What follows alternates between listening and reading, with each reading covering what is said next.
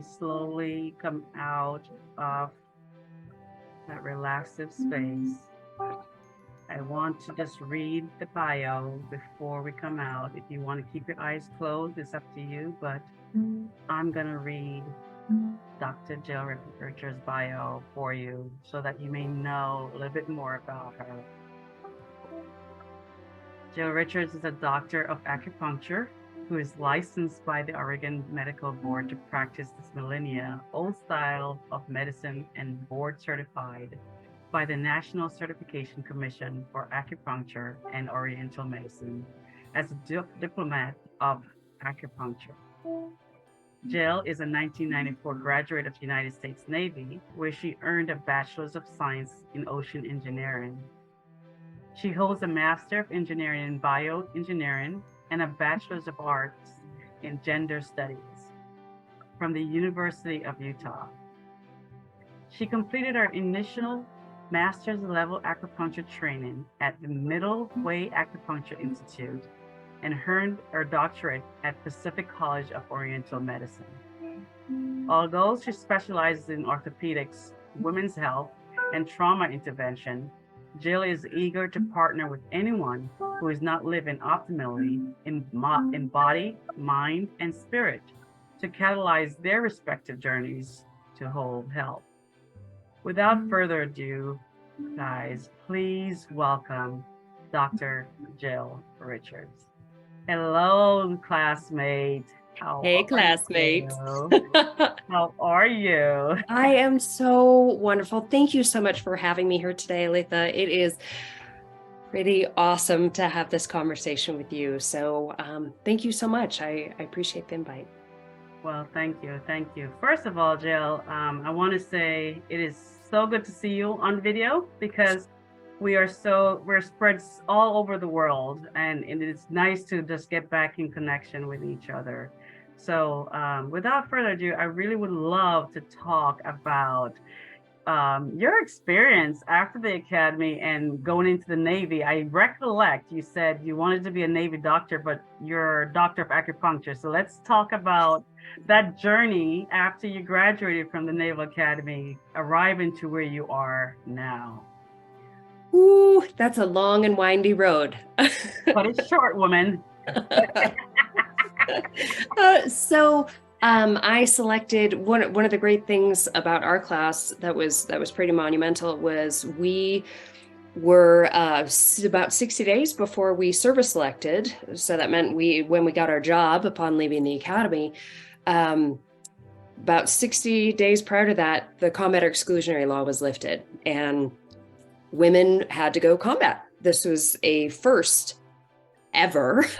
And I was really excited. I'd come to the Naval Academy wanting to be a naval flight officer. I'm blind as a bat. They don't let me drive the bus, which is in everybody's best interest, I assure you. And so I got away from that because I wasn't able to go be goose, right? Because I couldn't go fly combat. So I changed my mind. I was going to be a civil engineer corps officer, and then the law changed and I was able to become a naval flight officer and go fly combat aircraft. So that was great. I became a P3 naval flight officer, and I was up not too far from where you are, I think, up in Whidbey Island. Right. And I was with VP40 up there. We did 2 deployments to Southeast Asia, flew some amazing missions, the most exciting of which were search and rescue missions. And my crew ended up saving 44 lives. And that was a really powerful experience for me, certainly. And about 6 months before I rotated out of my squadron tour, I flipped a Jeep Wrangler 5 times and broke my neck and hit my head, separated my shoulder. Totally not recommended. If you wanted to try that out, I say no, thank you. And I had to go heal. I was not allowed to fly anymore after that, so I had to heal professionally. I had to heal physically, and whole mind, body, spirit needed to recover from that experience. Can I ask you a question before you even go further, Jill? You mentioned mind, body, spirit, and in connecting that to healing. Did you have that connection prior to your accident? No, I was very much a left brain person and was living up here and stuck up here. And, especially along my journey and in studying East Asian medicine, I've come to realize that our bodies give us cues all the time on anything that's out of balance. Anything that we're struggling with will often manifest in physical symptoms. And even if they're just transient, moving through your system. So no, this whole healing experience really kind of hammered that home. And that's something for me. I need the hard lessons sometimes. 2x4 smack in the forehead will usually get that point across. So body, mind, and spirit, I started becoming open to this. And it's funny, part of my healing process, I had to go fly a desk at the University of Utah.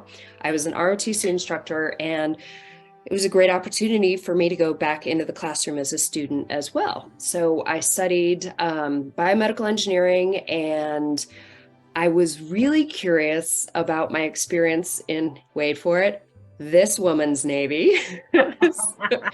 So I actually did a second bachelor's in gender studies at the same time so that I could unpack what it was to be on the first wave of women going into a combat role. And it was really interesting. I got to write a thesis about the customs and rituals at the Naval Academy and what they serve to do. And I'll leave it at that. I'm happy to chat more about that if you are curious. But then I got off active duty, decided I didn't want to be a biomedical engineer. And wasn't sure what I wanted to do. I came back on active duty as a reservist, and I recruited, again, not far from where you were, up at Whidbey Island, and did that for 6 years. And then I became a reservist in earnest. And during that process, I had thought, I want to apply. I want to go to medical school. That sounds like a good plan for me. And I went through the process of applying. And when I was accepted, I paused and I looked at my family. I had 2 small kids at the time. We've got 3 kids now. And I realized I had sat for the MCAT when I was 7 months pregnant. And I realized, wow, not only do I love my family, but I like them and I want to spend time with them. And this path is not going to allow me to do that. So I turned down that opportunity, and it was a phenomenal one. I turned that down for what ended up being a much better fit for me. And I went to East Asia Medical School instead and studied acupuncture. And then I was recalled to active duty again to go teach engineering at the Naval Academy. And that was, I hadn't seen engineering in a while. So that was a lot. But I had about 6 weeks into it was right after X week, I had a student come to me and tell me that she'd been sexually assaulted in high school and had never told another soul. And she was finding herself in weird places in Bancroft Hall, not sure how she got there. She wasn't eating, she wasn't sleeping, and she needed some help. And I said, okay, if I do nothing else here while I'm at the Naval Academy instructing, and I get to journey with this person and help her find an easier way forward, then that's why I've been called out here. And it was, that was a really powerful experience for me. And she is crushing it now in the fleet as a naval flight officer. Woot woot. And it was really that our interaction is what started me on a journey. I opened a complementary medicine clinic at the Naval Academy, and I ended up working with a lot of trauma survivors, which was a surprise to me because I don't know about you, but when I was there, unless somebody in my close circle of friends experienced a trauma while at the academy, we didn't really talk about it, right? And nobody wants to hear about it. Nobody wants to know about it. And So having journeyed in this body for a little bit longer now, I recognize that trauma is everywhere. And Wow. so that's that's where my work comes in now. I do a lot of work with trauma survivors, and it has been a beautiful, beautiful journey to be able to partner with people and help release trauma's hooks, I call it, and enable them to not just survive, but really thrive. So, Jill, before we even go further with the next question, you have talked about some things that if someone is listening might be a trigger. So, what Jill and I, being holistic medicine practitioners, we like to teach people a certain skill set. And one of the things is that breath, the importance of the breath. So, we want to give recognition to the fact that some people may be triggered by what we said. And so we will also want to recognize it with silence and the pause, knowing that we hear and we feel and we support, holding space for the emotions that may show up. So Jill and I are just going to breathe with you.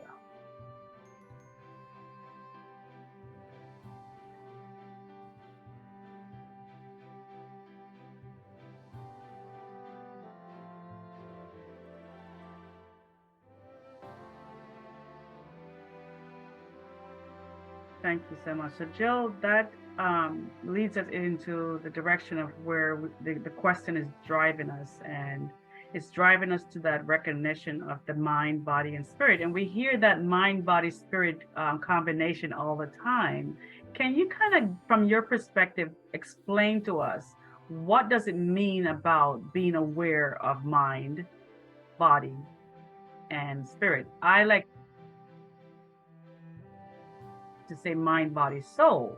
So a lot of people have this different version. So what is your version, and how do you explain it to others as a doctor of holistic medicine? I love what you just said, mind, body, soul. Yes, I think that's so beautiful.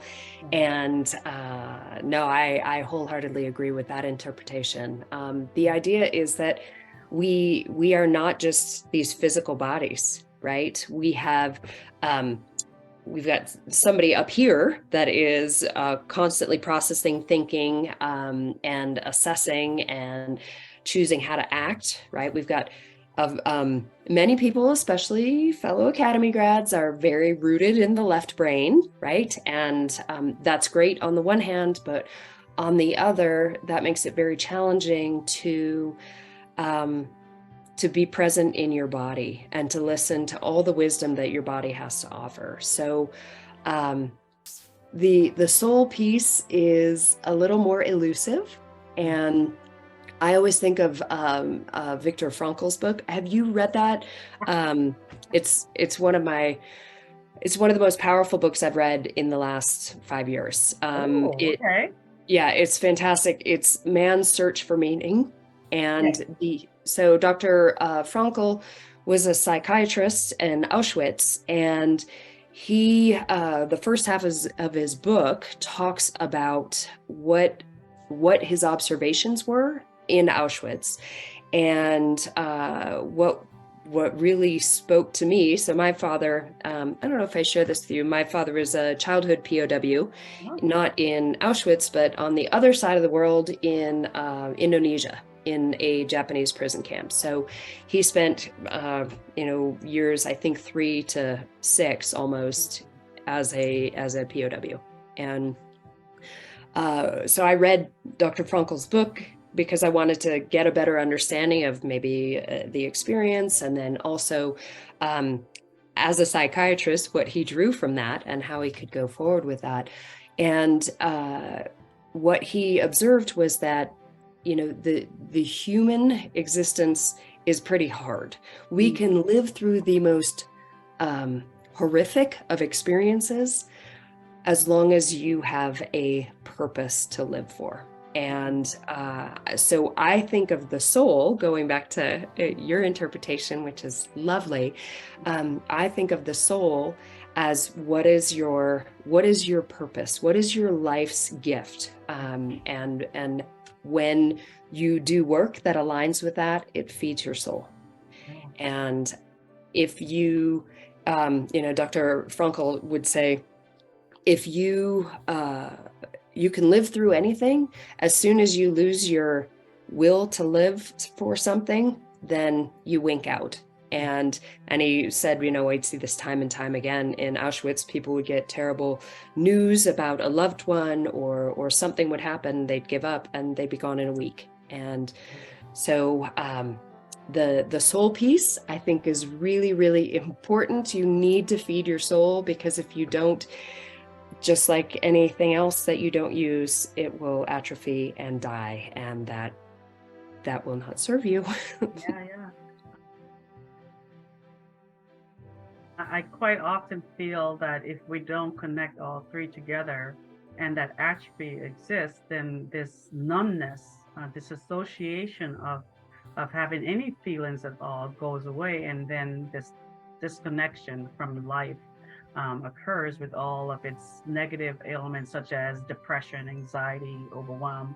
Those low vibrations starts to attach itself to the body and becomes characters that want to play out in our lives. What do you think? So, I love what you just said. I have heard it said. I'm working with Elaine Duncan, who is a licensed acupuncturist. She wrote the book, The Tao of Trauma. Fantastic read. I'm not done with it yet. Oh, I'm looking for my copy. Yeah. But the idea, there are two big things that I took away from it.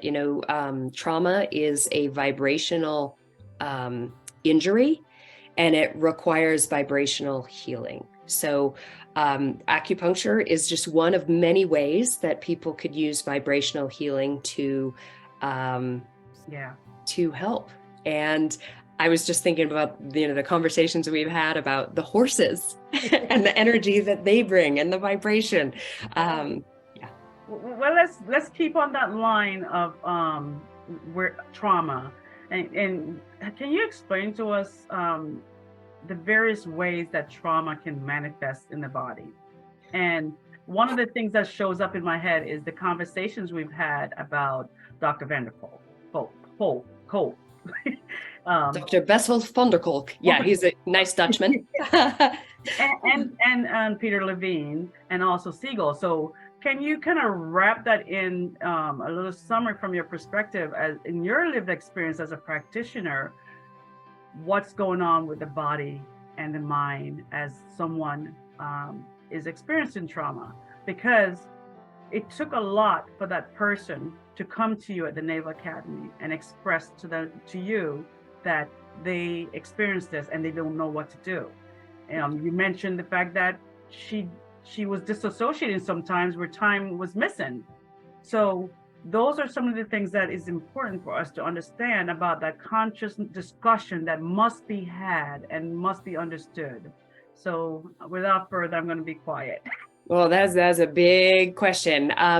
There's been a lot of research done in the last 10, 15, 20 years that talk about how trauma will manifest. And there are constellations of symptoms. Autoimmune diseases are not uncommon, digestive woes, and those can manifest in any number of ways.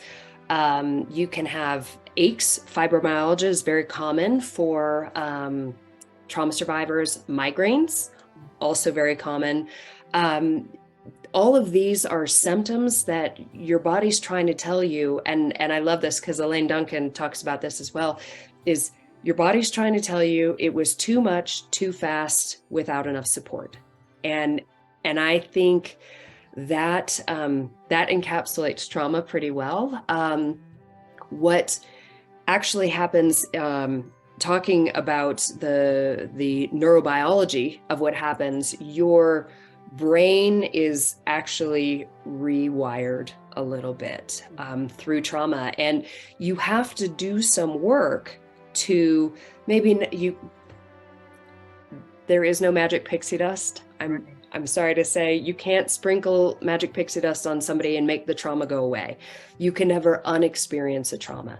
However, you do not have to stay in the space post-trauma.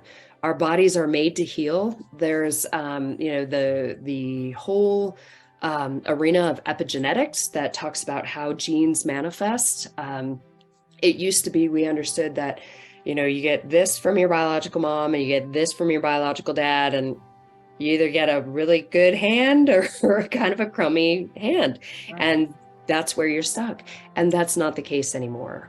We're finding with more and more research, we're better understanding that the way you live in your system, and especially in engaging through mindfulness activities, you can shift how you live in body, mind, and spirit. And so I am very encouraged by that, that's something I want anybody who's ever experienced a trauma to know, that you don't have to stay in that space. You don't have to stay there.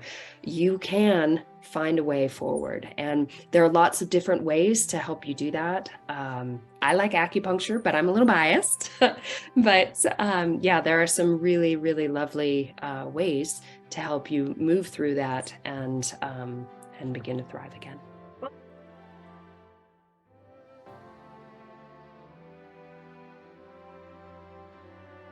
I think there are some really great things that Western medicine can do. I am glad that I flipped a Jeep Wrangler in this country 5 times and broke my neck and hit my head and had trauma intervention, physical trauma intervention. That was great.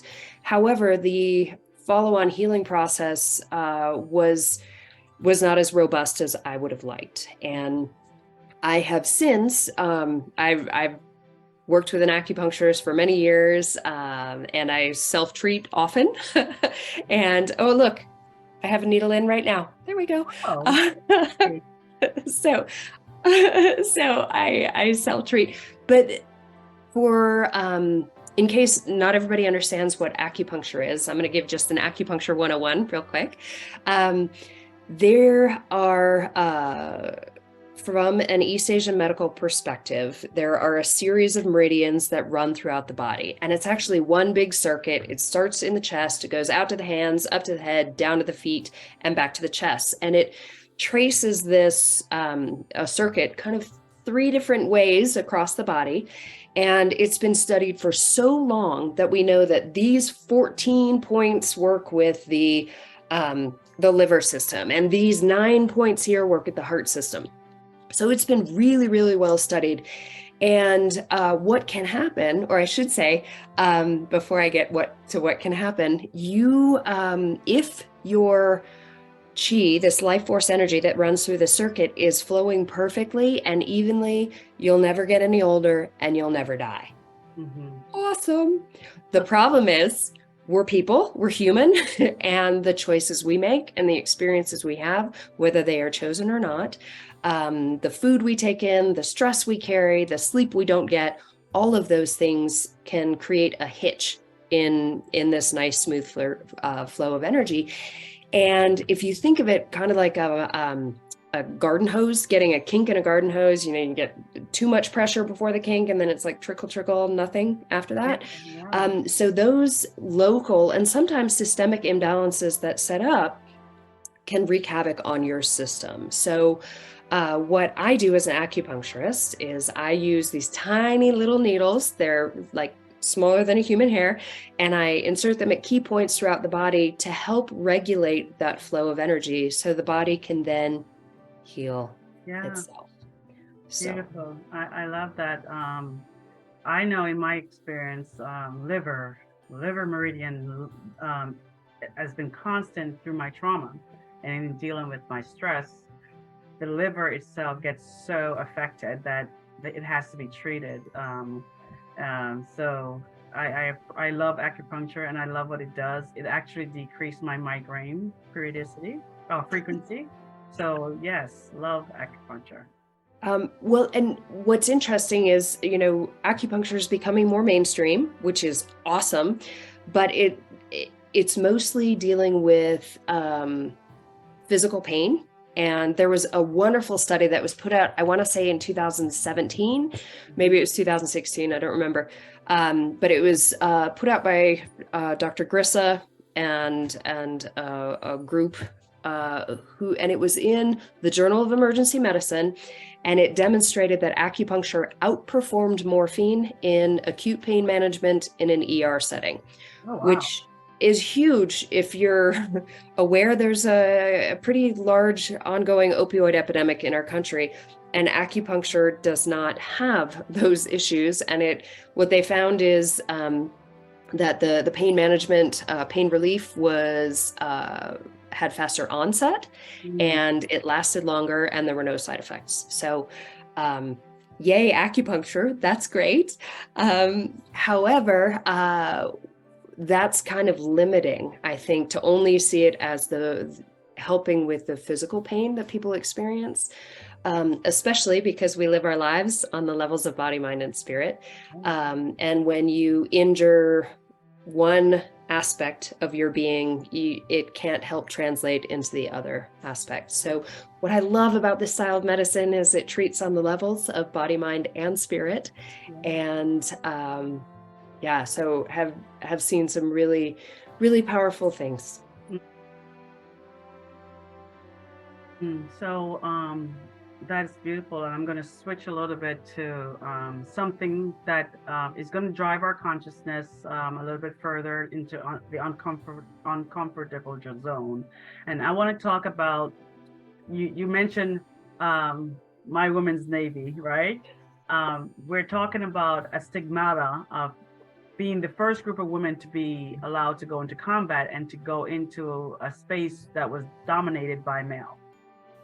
And then, so the question I want to ask you is, in your experience of going back to the academy and now wanting to set up a structure, a safe space for people who have experienced things that were not culturally okay to talk about. So the question is around this paradigm that needs to be shifted about not talking about mental health. Yeah, no, that's, I think it takes a very wise person to be self-aware enough to recognize when they're having a hard time. And it takes great courage to recognize that and say, hey, I need help. And to be able to find the places to do it. You and I talked a little bit earlier today on how can I find help? Well, if you are a veteran, there are more than 40 clinics across the country now that do free treatment for veterans and their family. Yeah. So it's pretty, acupuncture. Yes, it's really, really wonderful. It's run through, it's loosely affiliated with, I should say, a group called Acupuncturists Without Borders. So if you Google Military Stress Recovery Project and Acupuncturists Without Borders, hopefully you can find a place that's near you if that's something that is of interest. The VA also sends folks to acupuncturists to manage pain. And I work with a lot of veterans, both for physical pain, but also for psycho-emotional pain, and especially PTSD. So, in my, I want to point out something, and I was about to say in my lived experience. We often, in the process of trauma and healing from trauma, that lived experience is sometimes dismissed because of the culture.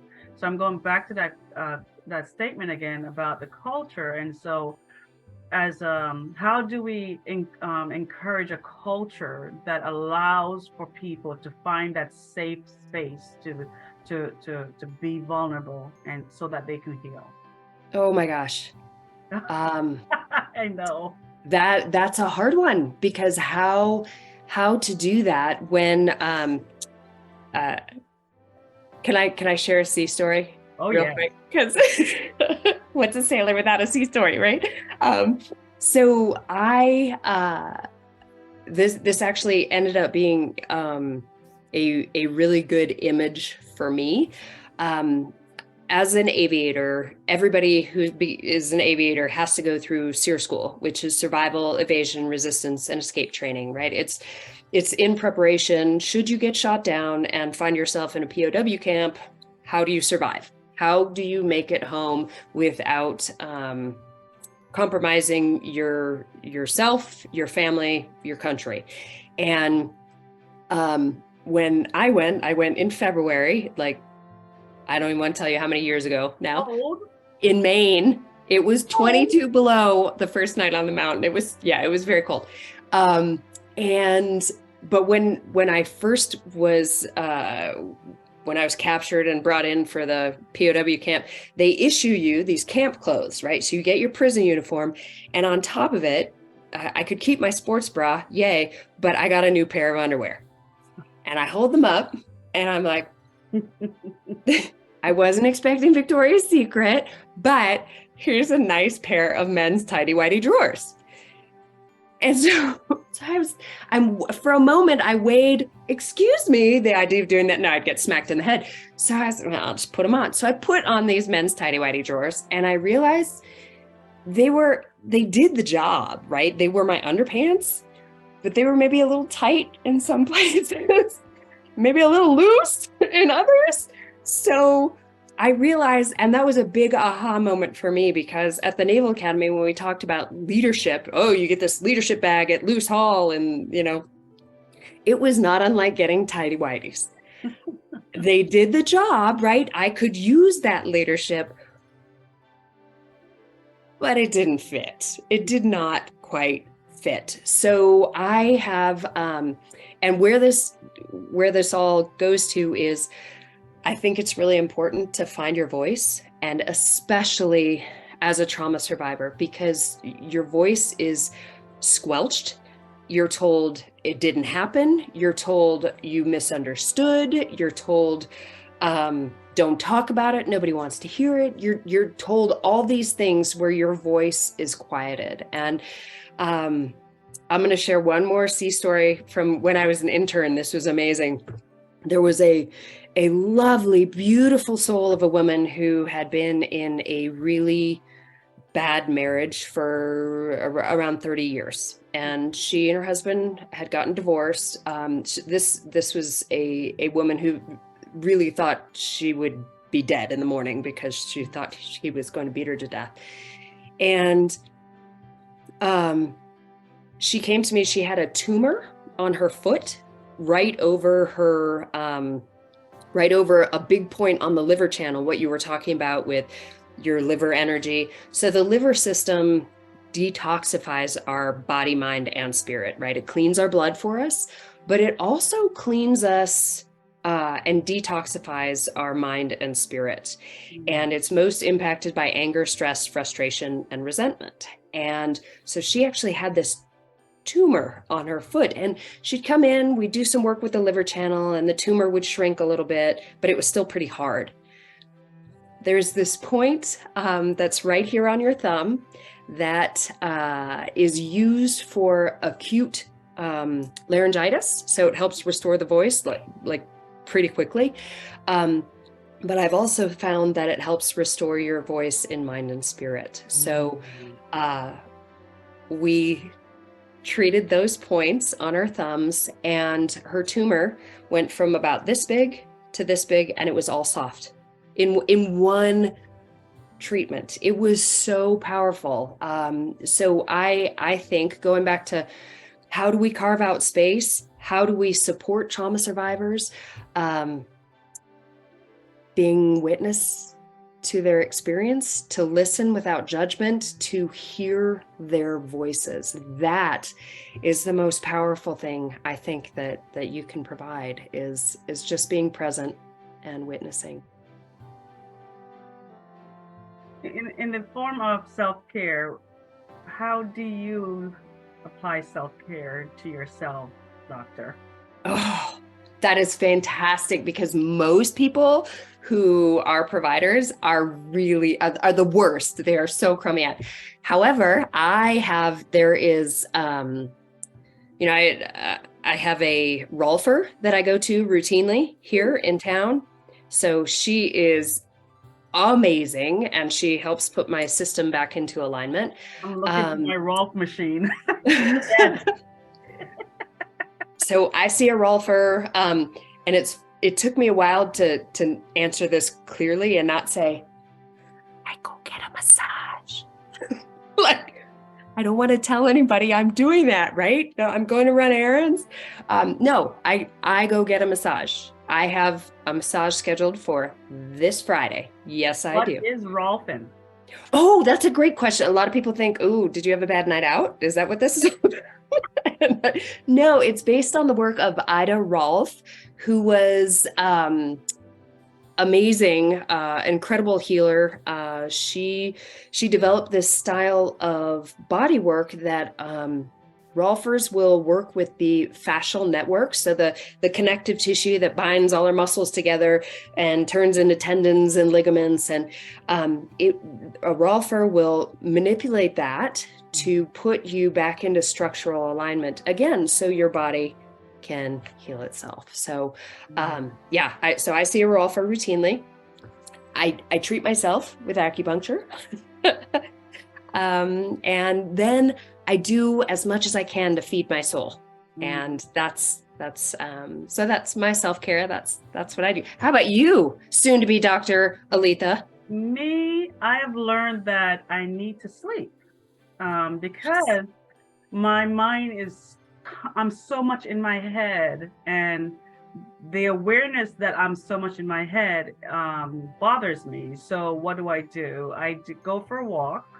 I can only do about a mile with my physical limitations.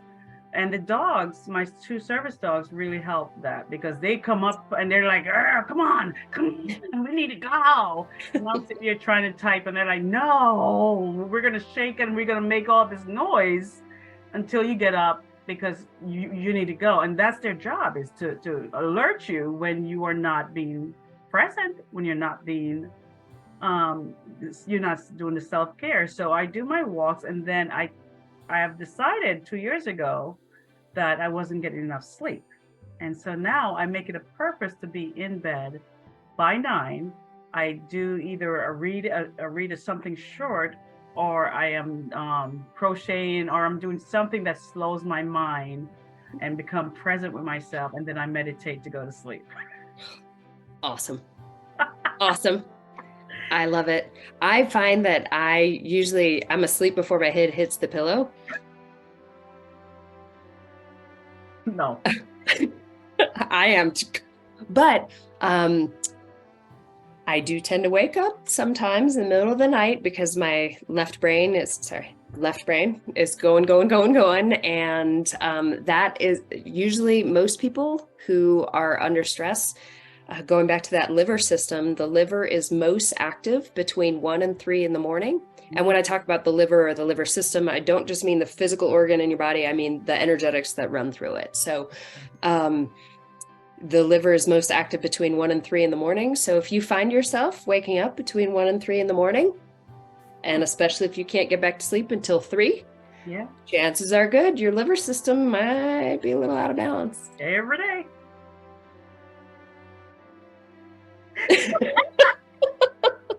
So in mentioning that, and also understanding that clock that talks about the different organs in your body that are being affected energetically, can you explain a little bit real quick about that? Because I think it's important for that awareness to come in about the sleep cycle in relation to acupuncture, and how it should be made aware of when we happen.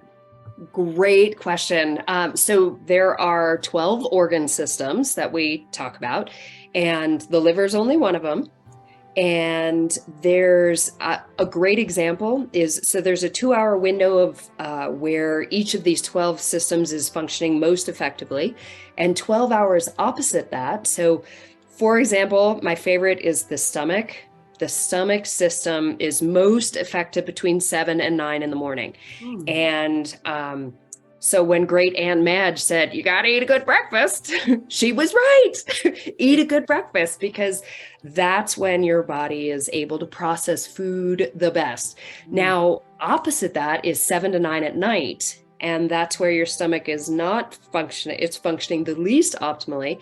And what do most Americans do at 7 to 9 at night? They eat a big dinner and say, there, digest that for me, could ya? So, yeah, I think that's a really good one. I also work with a lot of people who, especially this can happen with trauma survivors, is you've got a lot of imbalances in the Sanjiao channel. And the Sanjiao channel, I think they just discovered a new organ within the last couple of years called the interstitium, is what they're referring to it as. And it's basically the 3 metabolic chambers that make up the Sanjiao channel, the 3 burners, and it regulates your body temperature. Yeah. And so there are people, so the Sanjiao channel is most effective between, is it 9 p.m. and 11 p.m., I believe? Yep, because the gallbladder is 11 to 1 and then liver 1 to 3. Yep. So people who get to bed like about 10 o'clock, sometimes if their hands and feet are cold, they cannot get warm until 11 o'clock at night. It's crazy. I know people who routinely have to get into a hot tub or soak their feet before they get into bed because they're just little ice buckets. Well, you just made a good point about that cold temperature, and I'm going to kind of steer you back. We have 3 more questions, Jill, before we end this beautiful and wonderful conscious mindset chat. Temperature and also biomechanical of it all. When I was studying biofeedback, we talk about using meditation and energy through the breath work to raise the temperature in our bodies. What do you guys do from the acupuncturist point to allow the body to start increasing the temperature inside? That's fantastic. That is a great question. The hard thing is, so it's not necessarily relative to 98.6. It's more, how do you feel in your body? Do you feel like, oh my gosh, I am sweating buckets all the time, or I am always cold, or my hands and feet are always cold? I think night sweats, that is very common for people who've come through a traumatic experience. Night sweats indicate that there's an imbalance in your body's ability to regulate temperature. So there's a beautiful acupuncture point that I use for people who wrestle with night sweats, and it's really, really powerful. I have it. So where it is, it's right here on the so if you go to the base of your palm, right here towards the outside a little bit, and come down about a finger's breadth right here, you can find like a little well there. At that point is it's sensitive. Really, yeah. So when you find a point that is sensitive, that's a good indicator that you may have a little imbalance. We have a guest. Hello there. Welcome. She's just going to listen. Terry, nice to see you, my beautiful friend. I invited friends to come in. Oh, excellent. So, Terry, we're talking about night sweat and body temperature and acupoints as to how to find release. So that's right there. That's a good one. Yep. And something else that goes along with a lot of trauma survivors will experience nightmares. Yeah. And that, sometimes the night sweats go hand in hand with that. Sometimes they're independent of each other, but I love this point, and my kids will, they're a little older now, although my middle child came in the other day, she's 13, and she's like, get rid of the bad dream, please. She had a nightmare. So this point's really easy to find. If you experience a nightmare, or you have, you wake up from one, what you can do is, if you make a gentle fist with your hand, it's right where your pinky crosses that top line, in between the long bones going to your pinky and your ring finger. Okay. So it's like right there.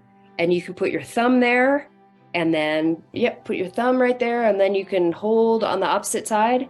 And if you wake up with a nightmare, you can just take 5 deep breaths holding it on one side, and then 5 deep breaths holding it on the other. And your nightmare will lose its control of you.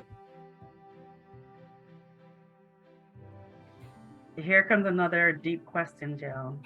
In the morning when we're doing self-care, and I like to do my lymphatic drainage. Awesome. Can you give us 3 things, 3 points in the body to drain the lymphatics? Like I do mine from the face, okay? So let's just focus on the face. Okay, wow. What are the lymphatics for people? Because I could not do it justice to explain them. That's huge. That's a whole, I only know just a little bit about that. So what I like to do is there are so many acupuncture points in the eyebrows. And so if you have a hard time, like I can't think, there's too much going on, a lot of people, when they start getting a headache, they'll pinch right here, right? You've seen that, maybe you've done it. Guilty.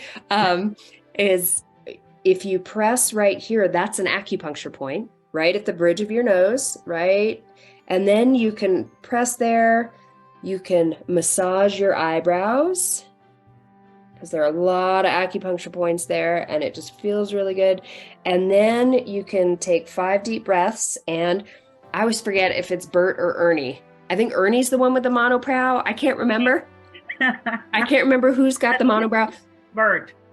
Is it Bert? Yeah. Okay. So it's right in the middle. Yeah, Bert always says Ernie. If you had a monobrow, it would be right in the center there. And then just hold that point and take 5 deep breaths. And that's beautiful to clear your thoughts and just kind of give you a fresh start to the day. So again, press here, rub those eyebrows, and then that monobrow point. So that's a lovely routine. I always like when I work with somebody who experiences panic attacks or they get anxious about things, and it is very, very common. That is a very typical sequela from a traumatic experience. But these points are beautiful. They are your interior and exterior gates, and they so I refer to them as the boundary points. Yeah. And what you can do is you can find the first one. It's 3 fingers up from that wrist crease in between those 2 tendons, right? So, and if you run your fingers up in between those 2 tendons, you're just going to fall right into that little well right there. So that's 1 point. And then you put your thumb there, and then you've got a friend on the other side too. Every time I do that, it makes me raise my hand. I didn't know it could do that. Oh, that's awesome. So you can do that and hold these points for 5 breaths, and then hold them on the other side for 5 breaths. And so those are my self-care ones. Gillian, this has been so good. So I want to end this conversation with just one more question. You mentioned at the end of your bio that it doesn't have to be just acupuncture. You're on this campaign where you want to help as many women heal from their traumatic experiences. So how can people reach you if they would like to contact and work with you? Oh my gosh, that's a great question. I wasn't going to answer it. Didn't expect that one. So what people could do is you can reach out. Did you tag me on this in Facebook? Yeah. Okay, so you can reach out through Facebook and contact me that way. I can share my business contact info if you'd like. Do you want me to post that? What would I will post that below the video, because it's so important that we do what we're doing. Is 1, we are talking about it. 2, we're networking and we're showing support about this very vital topic about healing. And then 3, we're acting on it. So we want to make sure that there's so many different modalities out there that if you resonated with someone, and I'm talking to the audience right now, if you resonated with what Dr. Richards said, then please reach out to her, because I can vouch for her. As a 1994 graduate from the Naval Academy myself, we went through this conditioning that left us as families. Like I've seen her in the dirt, I've seen her crying, I've seen her stressed out, I've seen her with her chin up against the floor. So we've been through all the different kind of versions of ourselves, that it made us into this close-knit network of family. So I can vouch for her character and the integrity that shows up in her, and the authenticity that shows up in her work. And so, Gillian, I want you to finish this piece by saying, is there anything else that you want to let us know about you and how your journey towards helping others heal? Gosh, it's been quite a journey. I had to go through my own physical healing after breaking my neck. Again, not recommended. But it gave me a really great space to understand that everybody's journey is different, and whatever your journey looks like, it's your journey. And my goal is to help one survivor at a time become a thriver. And Miss Terry, would you like to, since you're here with us, would you like to ask any questions? But she said gratitude for both of your contribution to our fellow sisters. So if you want to say something, Terry, please unmute, and we would love to hear your beautiful voice. Another powerhouse. Greetings, greetings. I think this is so awesome that you all are providing this resource, to share, as well as to bring light on self-care, or the level of taking care of ourselves and providing those necessary resources to do such. So gratitude to you both. Well, thank you for saying that. We love hearing that. Until next time, guys, this is Aletha Williams and Dr. Gillian Richards and Terry Breyer saying, be conscious, be aware, and be willing to be vulnerable, because it's in that space of being vulnerable, change begins. Until next time, take care. Thank you, Aletha.